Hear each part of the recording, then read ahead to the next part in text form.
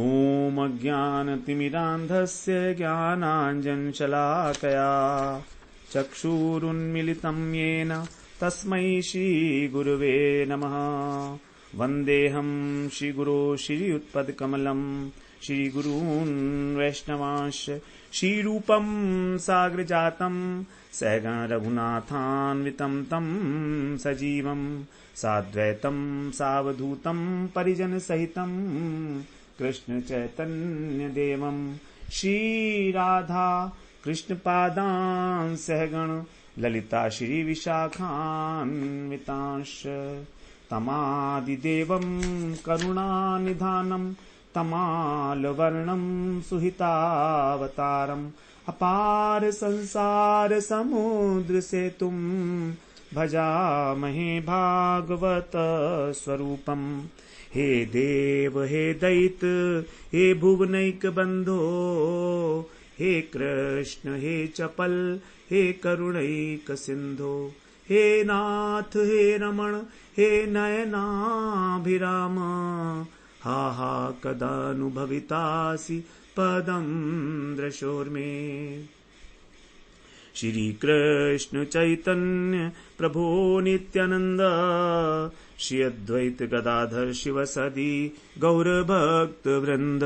हरे कृष्णा कृष्ण कृष्ण हरे हरे हरे राम राम राम हरे हरे। हरे कृष्णा। सर्वप्रथम मैं अपने गुरुपाद पद्म ओम विष्णुपाद अष्टोत्तर शत श्री श्रीमद् भक्ति वेदांत माधव गोस्वामी महाराज के चरण कमलों में अनंत कोटि दंडवत प्रणाम ज्ञापन करता हूं। हम लोग श्रीमद् भागवत पुराण में तृतीय स्कंध में चौथा अध्याय श्रवण कर रहे हैं, जिसमें उद्धव जी जो हैं वो भगवान उद्धव जी को बता रहे हैं कि तुमको मेरा अनुग्रह प्राप्त हुआ है, क्योंकि तुमने अब इस समय जब मैं इस धराधाम को छोड़कर जाने वाला हूं तुमने मेरा दर्शन किया। भगवान ने यद्यपि उनको आज्ञा दी थी कि तुम बद्रिकाश्रम चले जाओ, लेकिन उद्धव जी क्योंकि भगवान के वियोग को सहन करने में समर्थ नहीं थे, इसलिए उनके पीछे पीछे ही खोजते खोजते पहुंच गए। वहां भगवान बैठे हुए थे सरस्वती नदी के तट पर और उनका दर्शन किया। तो फिर भगवान ने उन्हें बताया कि देखो उद्धव, तभी वहां पर मैत्रेय ऋषि भी आ गए और उनके सामने ही भगवान ने उद्धव जी से कहा कि तुमने इस प्रकार के मेरे दर्शन किए, तुम अत्यंत कृपा पात्र हो मेरे। पुराने जन्म में तुम वसु थे, ये तुम्हारा अंतिम जन्म है और अब तुम जो है को मैं भागवत जो है उसका उपदेश दूंगा जो मैंने ब्रह्मा को बताया, ब्रह्मा को दिया था चतुश्लोकी भागवत का। ये सुनकर उद्धव जी जो है अत्यंत गदगद हो गए उनका हृदय कि भगवान ने मुझे स्वीकार कर लिया है किस प्रकार से, और कह रहे हैं कि आपकी कृपा हो जाए, आपके जो आश्रित हैं उनके लिए किस प्रकार धर्म अर्थ काम मोक्ष में कोई भी चीज जो है उनको प्राप्त करने में प्रॉब्लम नहीं है उनको। और लेकिन मुझे ये सब नहीं चाहिए, मैं आपकी चरणों की सेवा करना चाहता हूं। और आपकी जो लीलाएं हैं, आप अजन्मा हैं तो भी आप जन्म की लीला करते हैं, आप काल स्वरूप हैं तो भी आप डर के भाग जाते हैं, द्वारका में छिप जाते हैं, और आप आत्माराम हैं तो भी 16,108 आपकी जो महिषियां हैं उनके साथ गृहस्थ धर्म का पालन करते हैं। ये सब विद्वानों की बुद्धि जो है इससे भ्रमित हो जाती है। 17वें श्लोक में कह रहे हैं मंत्रेषु मां वा उपहूय यत्व मकुंठिताखंड सदात्मबोध पृच्छे प्रभो मुग्ध इवा प्रमत्तस् तन्नो मनो मोहयतीव देव। वा मंत्रेषु अथवा मंत्रणा के समय, उद्धव जी मंत्री थे भगवान के, तो कहते हैं मंत्रणा के समय माम उपहूय मुझे बुलाकर यत त्वम सदा अकुंठित, जो आप नित्य सावधान रहते थे, अकुंठित हैं भगवान, कुंठा धर्म से रहित हैं, और अखंड आत्मबोध, आप अखंड ज्ञान स्वरूप हैं हे स्वामी। मुग्ध प्रमत्त इव, लेकिन फिर भी एक मोहित व्यक्ति की तरह, प्रमादी व्यक्ति की तरह से प्रच्छे माने मुझसे पूछते थे कि हे उद्धव बताओ क्या करें। उद्धव जी से भगवान पूछते थे, जबकि भगवान का ज्ञान अखंड है, विद्या शक्ति से युक्त है भगवान, लेकिन फिर भी अज्ञ की भांति जो है मंत्रणा लेते थे उद्धव जी से। तो हे देव तत् न मनहा, वही ये आपकी जो बातें हैं मेरे मन को मोहयती इव, मोहित सी कर रही हैं। मेरे चित्त को मुग्ध कर रहा है आपका वो व्यवहार कि आप अखंड तत्व ज्ञान स्वरूप होते हुए भी मुझसे मंत्रणा लेते थे। आपने मुझे इतना आदर दिया। 18वें श्लोक में कह रहे हैं, ज्ञानम परम स्वात्मरः प्रकाशम प्रोवाच कस्मै भगवान समग्रम अपि क्षमं नो ग्रहणाय भर्तर वदांजसा यद वृजनम तरेम।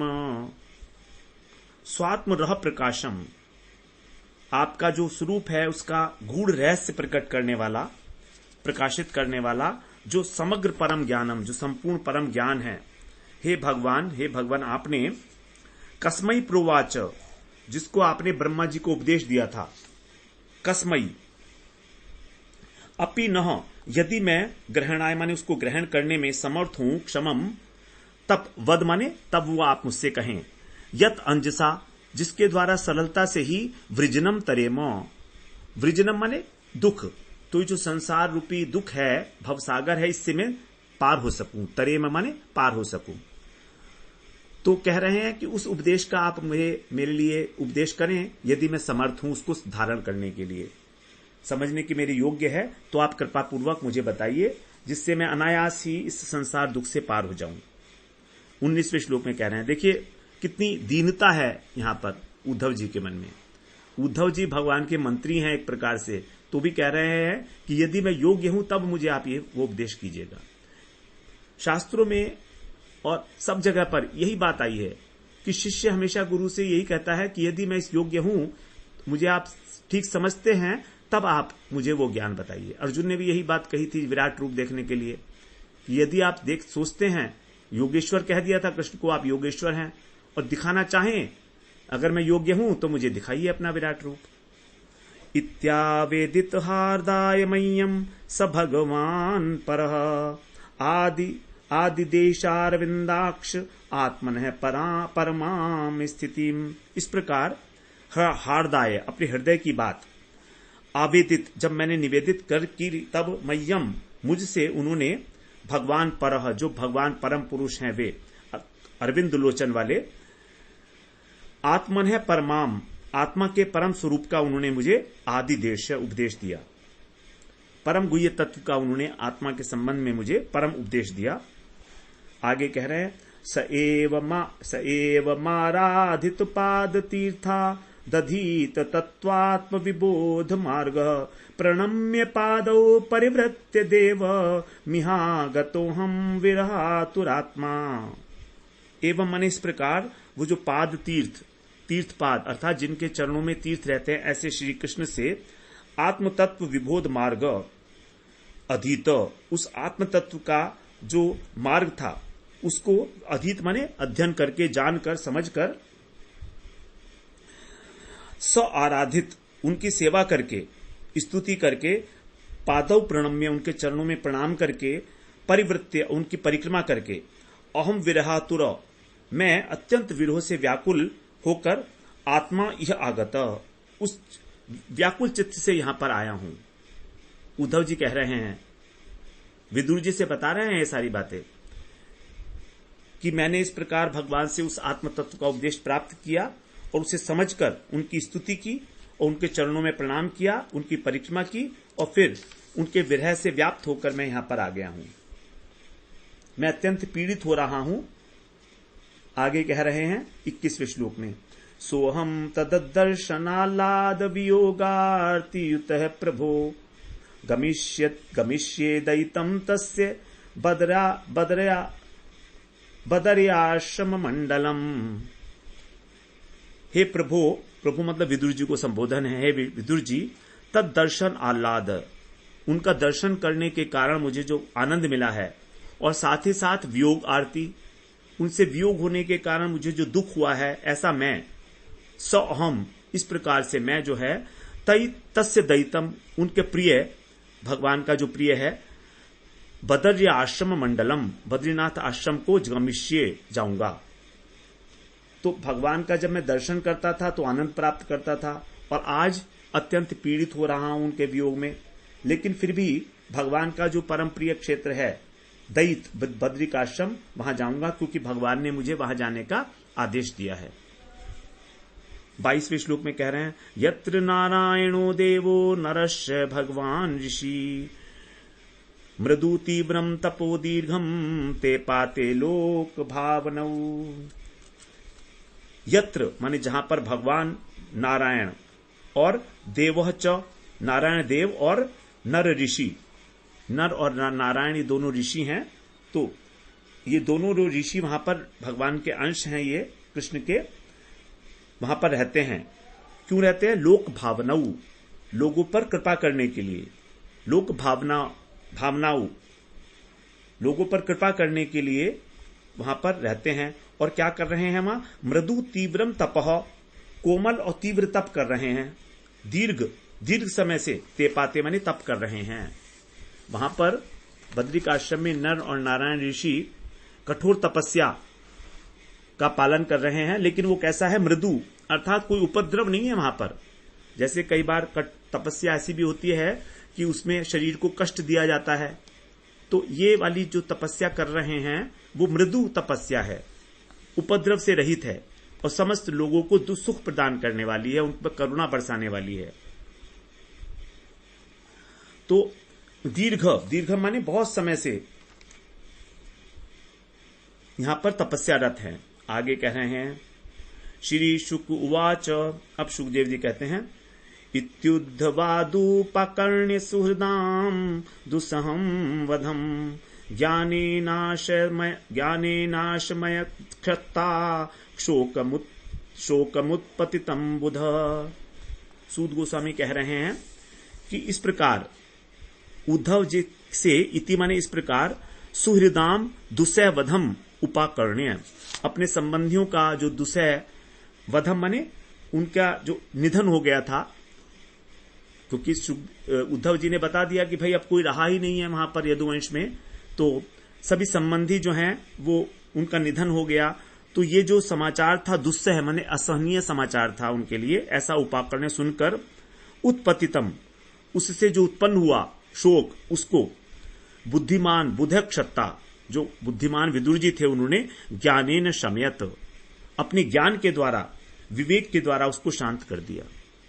तो हमारा जो शोक होता है किसी भी अपने प्रिय व्यक्ति के विरह में, वियोग में, तो उसको शांत करने का केवल एक ही उपाय है, वो है ज्ञान, विवेक, कि भाई ठीक है, भगवान की ऐसी मर्जी थी, जिसे जाना था वो जाएगा ही। शरीर जो है हमेशा सबका साथ तो रहा नहीं है, सब लोग एक प्रकार से इस जीवन में मिलते हैं और बिछुड़ जाते हैं। तो यही एक वास्तविकता है, सच्चाई है, जिसे स्वीकार करना पड़ता है। तो इस प्रकार विदुर जी ने अपने शोक को जो है शांत किया, अपने मन को। दुख तो हुआ उन्हें, लेकिन इस प्रकार से अपने ज्ञान के द्वारा ही उन्होंने अपने शोक को कंट्रोल में ले लिया। आगे कह रहे हैं 24वें श्लोक में, सतम महाभागवतम व्रजंतम कौरवऋषभ विश्वम्भादभ्यधत्तेदम मुख्यम कृष्ण परिग्रहे। हे कौरव ऋषभ, हे कौरवों में श्रेष्ठ परीक्षित महाराज, श्री कृष्ण परिग्रहे, कृष्ण परिग्रहे मतलब कृष्ण के जो परिकरों में जो प्रमुख थे, मुख्यम, महाभागवतम तम, उन महाभागवत, व्रजंतम, उद्धव जी के, जब उद्धव जी जाने को तैयार हुए, गमन उद्यत, जब जाने वाले ही थे वो, व्रजंतम का मतलब है चलने को तैयार। तो विश्वम्भात, अत्यंत श्रद्धापूर्वक, विश्वम्भ भाव से, स इदम अभ्यदत्त, उन विदुर जी ने यह कहा। अब विदुर जी कह रहे हैं, क्या कह रहे हैं विदुर से? विदुर जी कह रहे हैं उद्धव जी से। विदुर उवाच, ज्ञानम परम स्वात्मरः प्रकाशम यदा योगेश्वर ईश्वरस्ते वक्तुम भवान नुहरति यद्धि विष्णोर भृत्या स्वभृत्यार्थ कृतश्चरन्ति। हे उद्धव जी, देखिए जो सबसे इंपॉर्टेंट बात है, विदुर जी ने उस चीज को ग्रहण कर लिया। हे उद्धव जी, स्वात्म रह प्रकाशम, अपने स्वरूप का जो गूढ़ रहस्य, यही जो स्वात्म रह प्रकाशम, यही शब्द जो है पहले भी आया है, 18वें श्लोक में यदि आप देखेंगे, ज्ञानम परम स्वात्मरह प्रकाशम प्रोवाच कस्मई भगवान समग्रम। तो भगवान का जो ज्ञान है, भगवत ज्ञान, उसको कहा गया है स्वात्मरह प्रकाशम 18वें श्लोक में। तो कह रहे हैं उसी ज्ञान को जो गूढ़ रहस्य प्रकट करने वाला है, परम ज्ञान, परम ज्ञानम यत योगेश्वर है ईश्वर है, जो योगेश्वरों के भी ईश्वर था स्वामी श्री कृष्ण हैं। ते आहा, आपसे जो कहा उन्होंने, न वक्तुम, न माने मुझे, आपको, वक्तुम माने कहना, अर्हति माने योग्य है, कहना चाहिए, मुझे आप वो बात बताइए। ही विष्णु भृत्या, क्योंकि जो भगवान के सेवक हैं वे स्वभृत्य अपने सेवकों का अर्थकृतः चरंती, उनका कार्य सिद्ध करने के लिए ही विचरण करते हैं। भगवान के जो भक्त हैं वो इस त्रिलोकी में क्यों विचरण करते हैं? वो इसलिए विचरण करते हैं कि जिससे कि भगवत ज्ञान को प्रचार कर सकें, आत्म तत्व को प्रकाश करने वाला जो ज्ञान है। क्योंकि मैं भी आपका सेवक हूं और आप मेरे इस प्रयोजन को सिद्ध करिए इस संसार में, इसीलिए आप जो है विचरण करते हैं। उद्धव जैसे सरीखे महाभागवत, उनके लिए कहा जा रहा है कि आप जो है मुझे वो बताइएगा ज्ञान। तो अब कह रहे हैं आगे, उद्धव उवाच, उद्धव जी बोलते हैं, ननुते तत्व संराध्य ऋषि कौशारवोन्तिके साक्षात भगवतादिष्टो मर्त्यलोकम जिहासता। ननु माने निश्चित रूप से ही, तत्व ऋषि, उस तत्व के लिए ऋषि कौशारव, जो मैत्रेय ऋषि हैं वे, ते संराध्य, आपके द्वारा सेवित होने योग्य हैं। कह रहे हैं उद्धव जी कि हे विदुर जी, उस तत्व ज्ञान को प्राप्त करने के लिए आपको मैत्रेय ऋषि की सेवा करनी चाहिए। आप कह रहे हैं कि आप मेरे सेवक हैं, ऐसा नहीं, आपको उस तत्व ज्ञान को प्राप्त करने के लिए मैत्रेय ऋषि की सेवा करें आप, वही आपके सेवा के योग्य हैं। मैं अंति, और मेरे समीप ही मतलब मेरे समक्ष ही मर्त्य लोक जिहासता, इस मर्त्य लोक को छोड़ते हुए साक्षात भगवान ने आदिष्ट, उनको आदेश दिया था। भगवान ने उनको आदेश दिया था इस प्रकार से। क्या आदेश दिया था? कि आप जो है विदुर जी को ये ज्ञान दीजिएगा। तत्व ज्ञान देने के लिए भगवान ने मेरे समक्ष ही आपको उस तत्व का उपदेश देने के लिए आज्ञा दी थी, इसलिए अब आप उन्हीं की सेवा करिएगा। अब सुखदेव जी कह रहे हैं 27वें श्लोक में, श्री शुक उवाच इति स विदुरेण विश्वमूर्ते गुण कथया सुधया प्लावितो रुतापः क्षणमेव पुलिने यमस्वसुस्ताम समुषित औपगविर्निशाम ततो गात।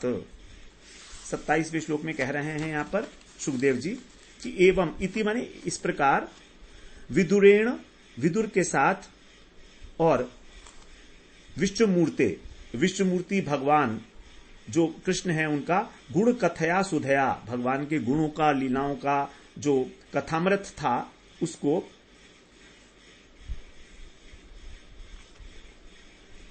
भगवान की गुणों का कथामृत जो था उससे जो प्लावितो उरुतापः, जो उनके अंदर वियोग से एक महान ताप उत्पन्न हुआ था, वो प्लावित माने नष्ट हो गया।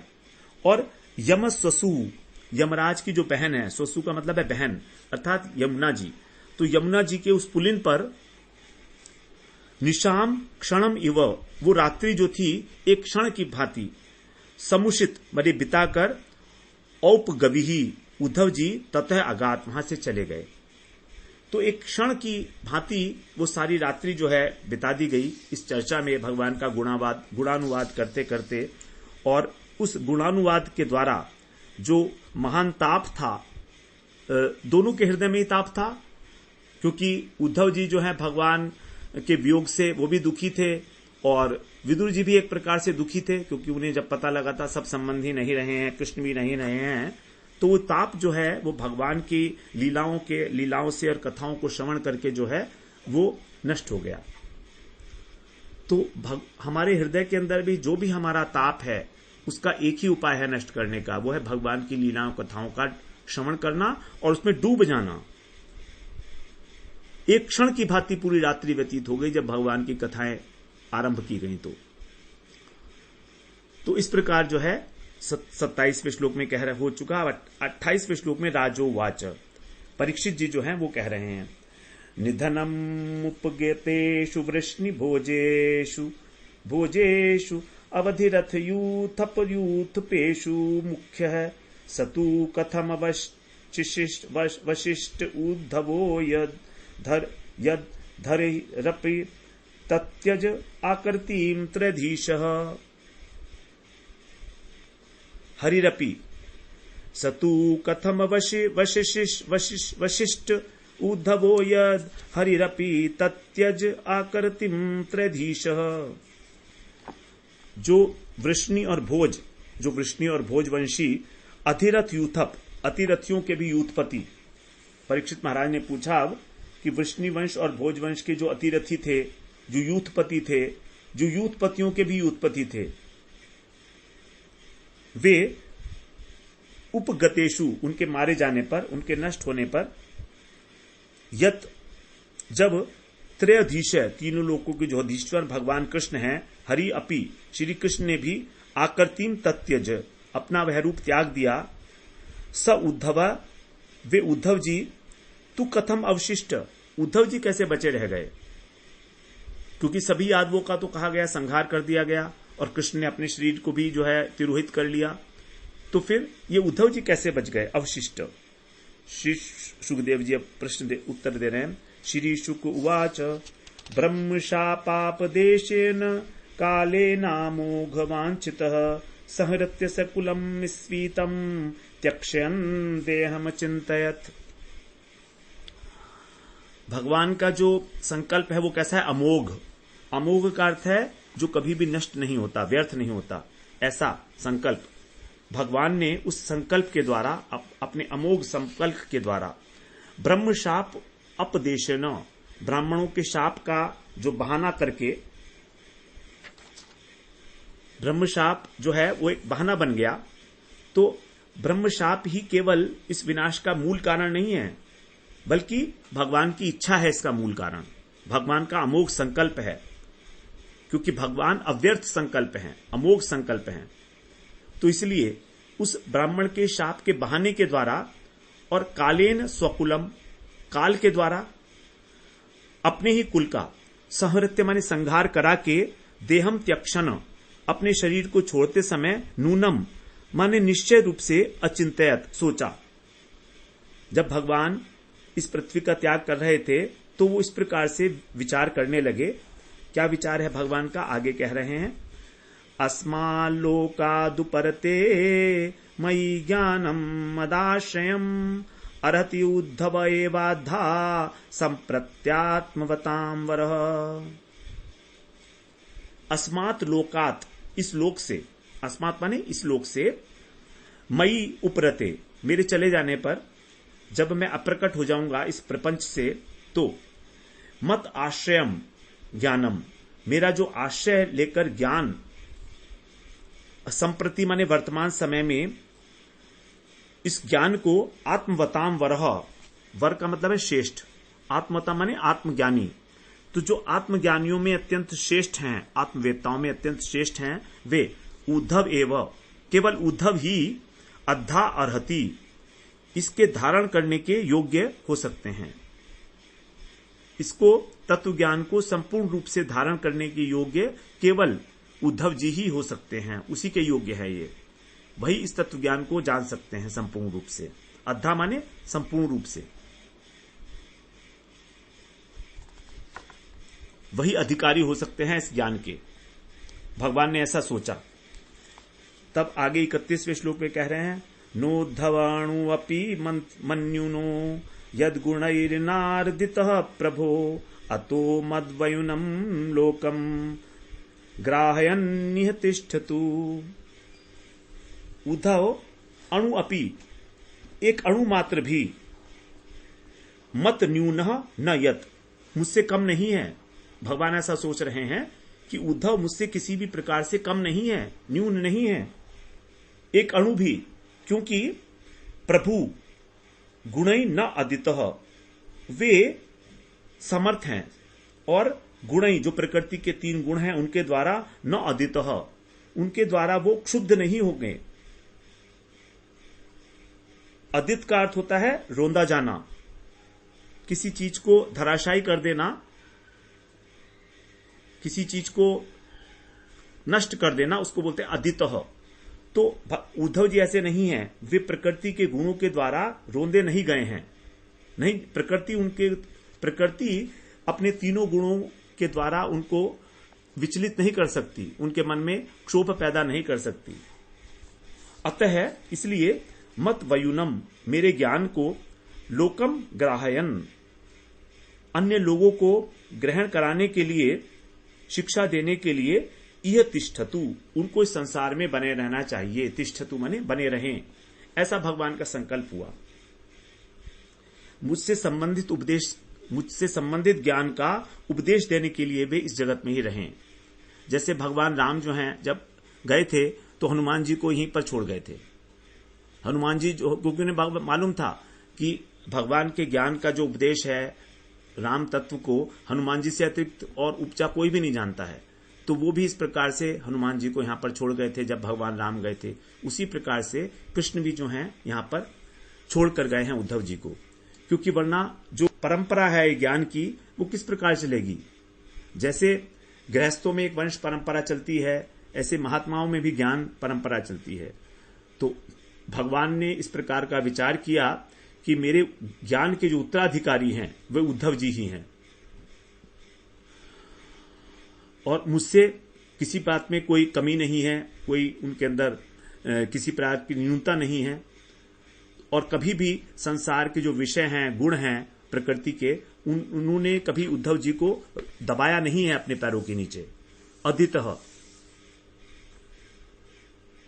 अर्थात किसी भी प्रकार का विषय जो है उद्धव जी की इंद्रियों को कुपथगामी नहीं कर पाया किसी भी समय, एक क्षण के लिए भी। तो ईश्वर वो स्वयं समर्थ हैं, ईश्वर हैं, प्रभु हैं और ज्ञान के अधिकारी हैं। इस प्रकार से विचार किया भगवान ने, इसलिए उनको यहां पर रहना चाहिए। कह रहे हैं 32वें श्लोक में, एवं त्रिलोक गुरुणा संदिष्ट शब्द योनिना बदर्याश्रममासाद्य हरिमीजे समाधिना।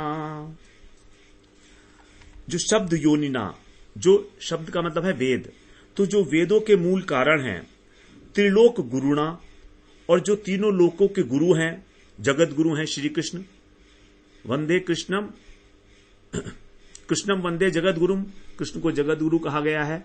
तो इस प्रकार से जो समस्त वेदों के मूल कारण हैं, जगत गुरु हैं, एवं माने इस प्रकार संदिष्ट आदेश दिए जाने पर बद्री आश्रमम, बद्रीनाथ के लिए आसाध्य जाकर वहां पर उद्धव जी समाधि में एकाग्र चित्त से हरिम इजे, भगवान की आराधना करने लगे। तो इस प्रकार से जो है भगवान की आराधना करने के लिए जो है वो वहां पर चले गए, बद्रीनाथ में चले गए और वहां पर भगवान की आराधना करने लगे। तो उद्धव जी की महिमा यहां पर जो है भगवान अपने शब्दों में प्रकट कर रहे हैं कि किस प्रकार हर बात में जो है उद्धव जी भगवान के समान ही थे। वास्तव में यदि देखें हम लोग तो उद्धव जी जो है भगवान के ही एक प्रतिरूप थे, एक अन्य रूप थे, उत्सव मूर्ति जिसको कहा जाता है। जैसे मंदिरों में एक मुख्य मूर्ति होती है, श्री विग्रह होता है भगवान का, और उसके साथ साथ ही विशेष अवसरों पर जुलूस निकालने के लिए रथ यात्रा इत्यादि में जो भगवान का विग्रह है उसको नहीं लिया जाता, बल्कि एक छोटी मूर्ति होती है साथ में ही रखी हुई, जिसको बोलते हैं उत्सव मूर्ति। तो इसी प्रकार से उद्धव जी मानो भगवान की उत्सव मूर्ति हैं। तो जब भगवान स्वयं ब्रज में नहीं लौटे थे तो उन्होंने उद्धव जी को भेज दिया था, क्योंकि कभी कभी उत्सवों इत्यादि के समय में विग्रह का जो कार्य है वो उत्सव मूर्ति के द्वारा भी कर लिया जाता है, उसी से काम चल जाता है। तो इस प्रकार से उद्धव जी को भगवान की उत्सव मूर्ति कहा गया है। उद्धव शब्द का अर्थ है उत्कृष्ट, उत्कृष्ट हवात हवनात, अर्थात जो धर्म है यज्ञ इत्यादि उनसे भी ये जो उत्कृष्ट है, उत मतलब ऊपर परमात्मा, और धव का मतलब है सत्य। धव कहते हैं स्वामी को, तो उत माने कहते हैं परमात्मा को जो ऊपर है अर्थात सत्य को। तो सत्य के जो स्वामी हैं, अर्थात श्री कृष्ण जिनके स्वामी हैं, उत माने कृष्ण सत्य और धव माने स्वामी, तो कृष्ण ही जिनके स्वामी हैं ऐसे वो उद्धव जी, अर्थात जो एकमात्र कृष्ण को ही अपना स्वामी मानते हैं वही है उद्धव। तो इस प्रकार से जो है उद्धव जी को उत्सव मूर्ति कहा गया है भगवान की, हर प्रकार से भगवान के समान थे। ये भगवान का स्वयं का कथन है और उनके संकल्प के अनुसार ही लोगों को ज्ञान देने के लिए उद्धव जी यहां पर रह गए और बद्रीनाथ जाकर वो भजन करने लगे। उद्धव जी ने ही बाद में फिर प्रकट होके उद्धव कुंड पे और कृष्ण की जो महिषियां थी उनको भागवत का अध्ययन कराया था वहां पर 1 महीने तक, जिससे सभी अपने अपने स्वरूप को प्राप्त हो गई थी। वो उनको भगवान की प्राप्ति हुई थी, क्योंकि वो भी अत्यंत विरह में थी भगवान के जाने के बाद।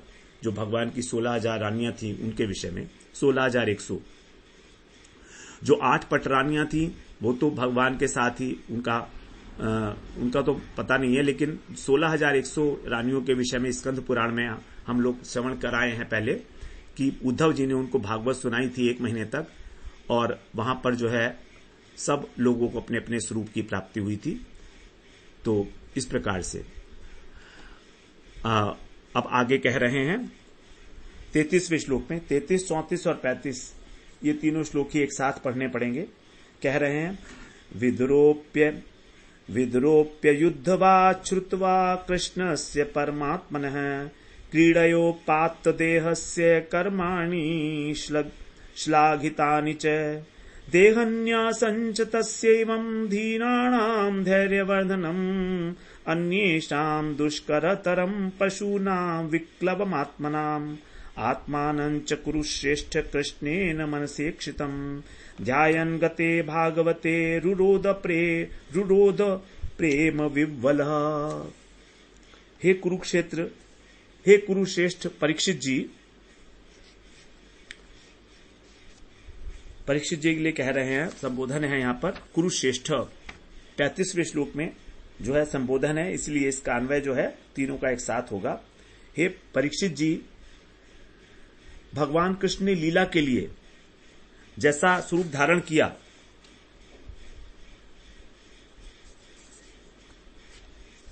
देहस्य, जो विदुर भी जो हैं उन्होंने विदुर अपि उद्धवात, विदुर जी ने भी उद्धव जी से क्रीड़या उपात्त देहस्य, अपनी क्रीड़ा के लिए भगवान ने जो शरीर धारण किया था, परमात्मा ने श्री कृष्ण से, कृष्ण के श्लाघितानि कर्माणि च श्रुत्वा, जो प्रशंसनीय कर्म थे, उनकी लीलाएं थी, उनको सुना।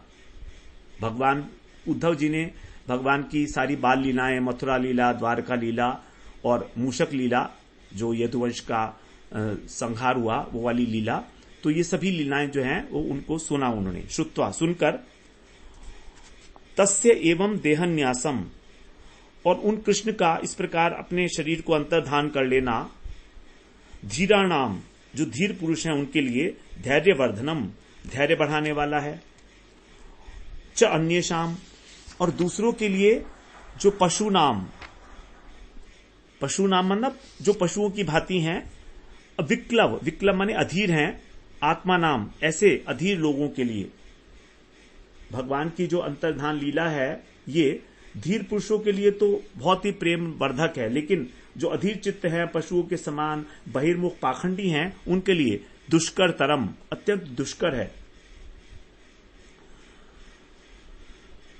आत्मानम च कुरुश्रेष्ठ कृष्णेन मनसेक्षितम, कृष्णेन माने कृष्ण के द्वारा, मनसा ईक्षितम, मन के द्वारा जो स्मरण किए गए, आत्मानम च, अपने को भी, ध्यायन, अपने बारे में सोचकर, मतलब कृष्ण ने परमधाम जाते समय मेरा ध्यान किया। विदुर जी को बताया ना उद्धव जी ने कि भगवान ने मेरे सामने मैत्रेय जी को ये कहा था कि तुम विदुर जी को इसका उपदेश दोगे। तो विदुर जी कह रहे हैं भगवान ने इस प्रकार जो है मुझे स्मरण किया, ध्यायन। तो ये सब बातें जब उन्होंने जानी, तो उद्धव जी के जाने के बाद, भागवते गते, उद्धव जी के चले जाने के बाद प्रेम विवल रुरोद। विदुर जी भी प्रेम से व्याकुल हो गए और रोने लगे। जब विदुर जी को इस सब बातों का ध्यान आया कि मुझे क्या कहा था उद्धव जी ने, कि किस प्रकार भगवान ने अपनी लीला तिरोहित करते समय भी मेरा स्मरण किया, तो जब भगवान इस प्रकार अंतर्ध्यान हो गए तो व्यथित चित्त से विदुर जी भी जो है वो रोने लगे। रुरोद। विदुर जी का जो मन है वो भी एकदम द्रवित हो गया और वो सोचने लगे कि भगवान क्यों चले गए। यदि भगवान चाहते तो रख लेते हमेशा के लिए अपने एक शिव विग्रह को किसी रूप में इस मर्त्य लोक में। उनको क्या जरूरत पड़ी थी कि वे गोलोक में चले गए या ब्रह्म रूप में स्थित हो गए, उनको क्या आवश्यकता थी। तो विदुर जी ने बताया कि देखो, भगवान का जो रूप है, जो भगवान का इस लीला के उपयोगी जो विग्रह धारण किया था, उसका उन्होंने परित्याग किया। अगर भगवान अपने शरीर को रख लेते तो क्या होता। जो अनेक और भी ज्ञानी लोग हैं वे भी ऐसा मानते कि हम भी अपने शरीर को रखेंगे, भगवान ने रखा है, तो सब लोग अपने अपने शरीर के प्रति मोह करने लगते। किसी को भी अपने शरीर से वैराग्य नहीं होता। इसीलिए कृष्ण ने जो है सभी धीर पुरुषों को इस प्रकार का ज्ञान देने के लिए कि तुम शरीर नहीं हो, इसलिए तुम भी अपने इस शरीर को बनाए रखने का आग्रह मत करना। जो ज्ञानी पुरुष हैं उनके पास इस प्रकार की योग शक्ति हो जाती है कि वो चाहे तो शरीर रख सकते हैं। तो कृष्ण कह रहे हैं कि मैं भी अपने शरीर को नहीं रख रहा हूं यहां पर, तो फिर तुम्हें भी इस प्रकार का आग्रह नहीं होना चाहिए, मोह नहीं होना चाहिए। ब्रह्मा जी का शरीर भी एक दिन गिरता है। ब्रह्मा जी की सृष्टि में प्रत्येक व्यक्ति का शरीर गिरता है। तो इसीलिए कह रहे हैं कि भगवान का जो देह त्याग लीला है ये धीर पुरुषों के लिए धैर्यवर्धक है। धीर पुरुषों के लिए, अर्थात उनको उनके शरीर के प्रति जो थोड़ा सा भी लेश मात्र भी मोह है, उस मोह का नाश करने वाली है लीला भगवान की। इस प्रकार भगवान ने अपना विग्रह संवरण करके, तिरोहित करके इस प्रकार का जो है उपदेश दिया। अब आगे अंतिम श्लोक में कह रहे हैं, कालिंद्या कतिभि सिद्ध अहोभिर भरतर्षभ प्रापद्यत स्वसरितम यत्र मित्रासुतो मुनि। हे राजन, भरतवंशियों में श्रेष्ठ सिद्ध कालिंदिया विसिद्ध विदुर जी यमुना किनारे से, कालिंदी से जो कलिंद की कन्या है उसके कालिंदी कहा जाता है यमुना जी को। कलिंद पर्वत से उत्पन्न हुई है यमुना जी, तो कालिंदी बोला जाता है। तो कालिंदिया यमुना के किनारे से कतिभि अहोभि कुछ दिनों में स्वसरितम जो देवताओं की सरिता है अर्थात गंगा जी, जिसको सूरधुनी भी कहा जाता है, तो वहां पर पहुंचे। प्रापद्यत, वहां पर पहुंचे। यत्र मुनि मित्रासुतः, जहां पर मुनि मैत्रेय जी विराजमान थे, वो निवास कर रहे थे। मित्रासुतो जो मित्र के सुत हैं, इस प्रकार से वो वहां पर पहुंचे। मैत्रेय जी, मैत्रेय जी के लिए कहा गया है मित्रासुत। मुनि मैत्रेय जहां पर निवास करते हैं गंगा जी के तट पर, वहां पर पहुंचे। कुछ समय के बाद, यमुना जी के पुलिन पर रहने के कुछ समय बाद विदुर जी ने प्रस्थान किया। इस प्रकार हम लोगों ने आज यहां चतुर्थ अध्याय पूरा किया, जिसमें विदुर उद्धव संवाद है। अब हमारा जो अगला प्रकरण है, प्रकरण तो वही है सात्विक सृष्टि प्रकरण, लेकिन इसमें 3 भाग हैं।